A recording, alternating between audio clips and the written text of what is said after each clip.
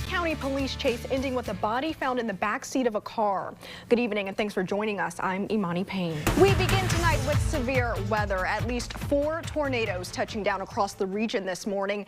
Dozens of homes damaged. Peyton Hinkle joins us now. And Peyton, a lot of severe weather to get to. What do folks need to know right now? Still an active scene here near Gainesway and Tates Creek Road. Lexington police now confirming an officer has been shot in the line of duty. We are continuing to follow the devastating flooding taking place in eastern Kentucky right now. We know several people have died in the floods. Joining me now to talk about that is Governor Andy Beshear. Governor, thank you for being here with us today. It is absolutely devastating video, and before we show you that video, we do want to warn you that it may be difficult to watch. As someone familiar with this loss, when you hear the numbers, 36 people shot and killed so far this year in Lexington. The latest victim shot and killed just this afternoon. I mean, what is your reaction to that? Turning now to weather, Chris, as you can see, I'm all smiles because the sun did come out today, so I really hope you're not going to rain on my parade. Turning now to weather, and Peyton, I've got a bone to pick with you, okay? I've just got my hair done, the curls are fresh, okay, and I'm hearing that I'm gonna need to have an umbrella on hand this week.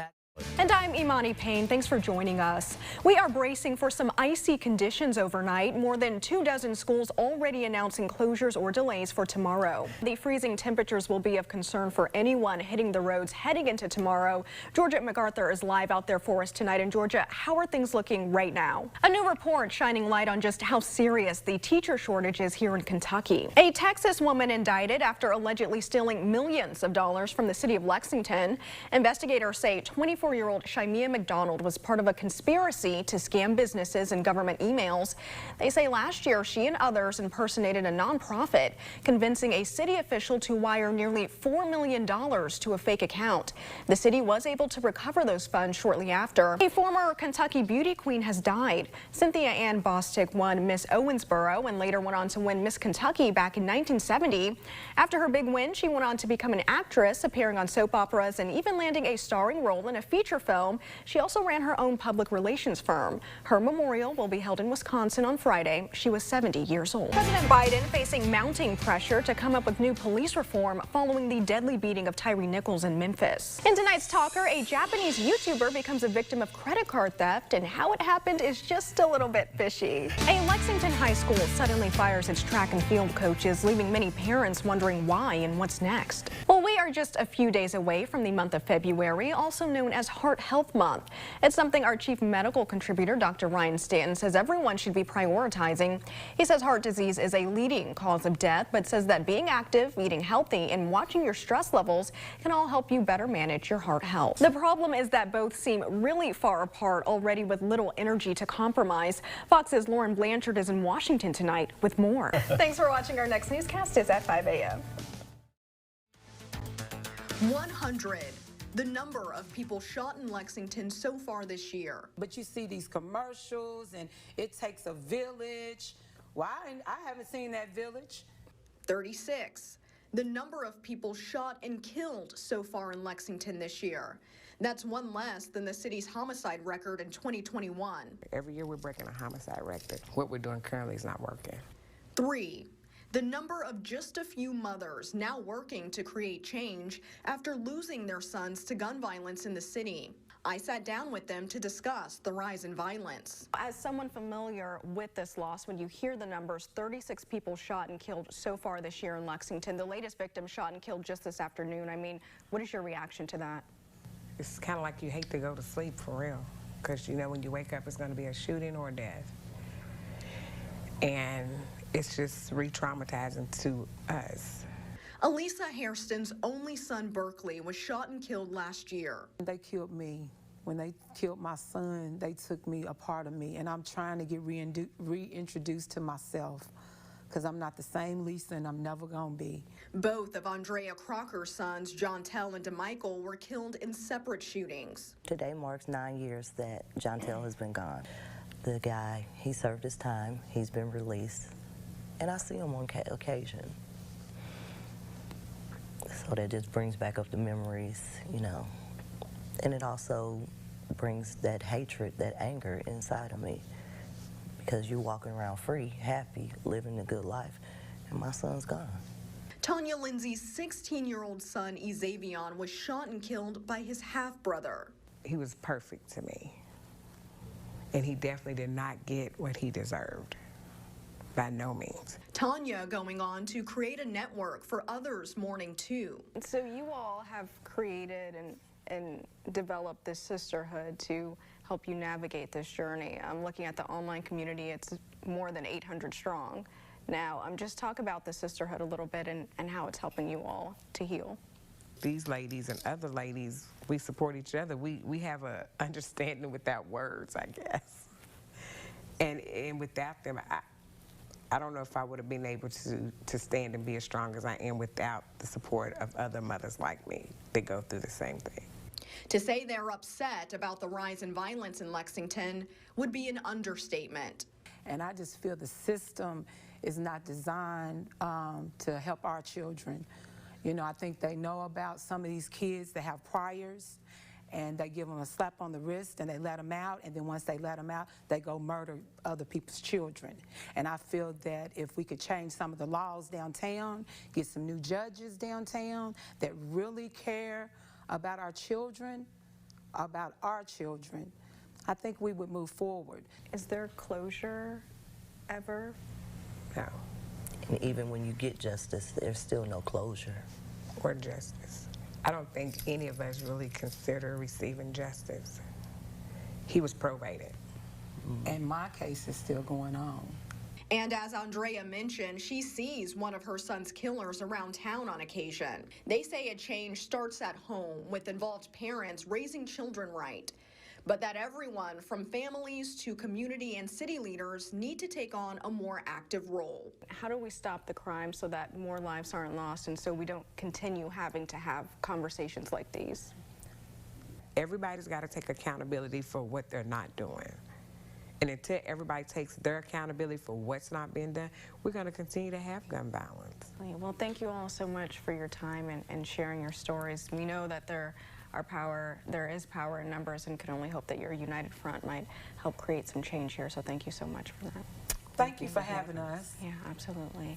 And for more information about SWAG, Sisters and Supporters Working Against Gun Violence, we have a link inside of this story on our website. That's fox56news.com. Despite the devastation following this weekend's tornado, people living in the area are still finding the good in a tough situation. This house barely standing after an EF1 tornado moved through Saturday. The 110-mile-per-hour winds leaving behind significant damage. The entire community cleaning up today. I had a table. It took the table out, took the vinyl siding off, and turned my air conditioning unit over. Walking through the rubble in his own yard. It's a lot for Michael Sparks to take in. He's lived here for 15 years. It's the worst storm when I lived here. I mean, it happened so fast. And we were on the porch when all this was going on. And I told my boy, I said, we need to go in the house now. When they came back out this morning, their yard and neighborhood unrecognizable. Madison County Emergency Management says no injuries were reported and say it was all hands on deck to get power restored quickly and roadways cleared. It is always a challenge anytime you see something that impacts your community. We never want bad things to happen, but if they do, we want to make sure that we're ready to support our community and help in any way that we can. Everyone glad their neighbors are unharmed and thanking a higher power that it wasn't worse. Lord had his hand on us, and he was here watching over us. And if you still need help with cleanup or other resources, you're being asked to contact the Madison County Emergency Management Office. Reporting in Madison County, Emani Payne, Fox 56 News. October marks Domestic Violence Awareness Month. It's an issue that impacts nearly half the women and about a third of men here in Kentucky. That's according to Governor Beshear. One Central Kentucky woman says after almost losing her life, it's now her mission to save others from a similar fate. Friday, July the 13th, 2018. A day Mary Margaret Rice will never forget. Were you ever afraid that you were going to die? Yes. The love story between Mary Margaret and Amos Burdett began simply enough. Met my husband at church, But someone laughingly said the devil puts his children in church too. But soon, Mary Margaret says God was the only thing protecting her from her husband's wrath. I had longer hair, but I cut it, you know, because he had grabbed it, was dragging me across the floor. The dog was across me to protect me. My friend on the phone said, after the fact said, I did not want to hang the phone up, but I had to call 911. I'm sorry. She said I had to call 911 because I could tell by his tone of voice that he was just so angry, and so the police did come. Tired of the abuse, Mary Margaret left, moving in with a family member. But she says the abuse soon followed.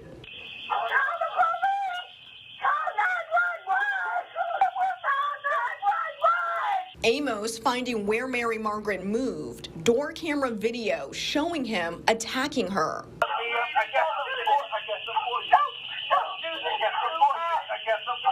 He could be heard on camera taunting her. Under the apple tree in the backyard, they found a 12-gauge pump-action shotgun with 4 shell casings.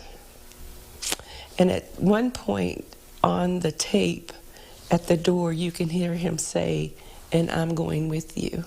Mary Margaret called police but says Amos took off, leading police on a high-speed chase that ended with Amos facing several charges, including attempted murder of a police officer.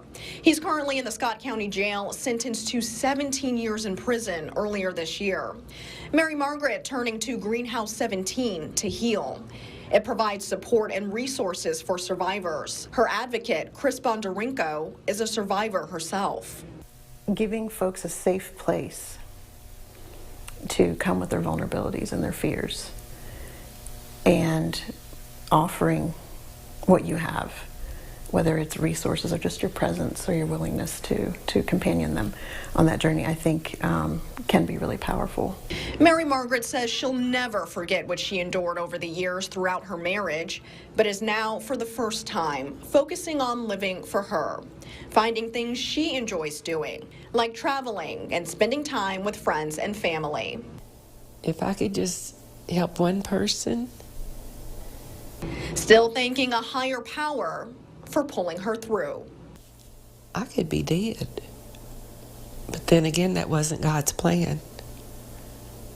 That's why I say God was bigger than the devil that day. If you or someone you know is in need of help, or for more information about Greenhouse 17, visit greenhouse17.org.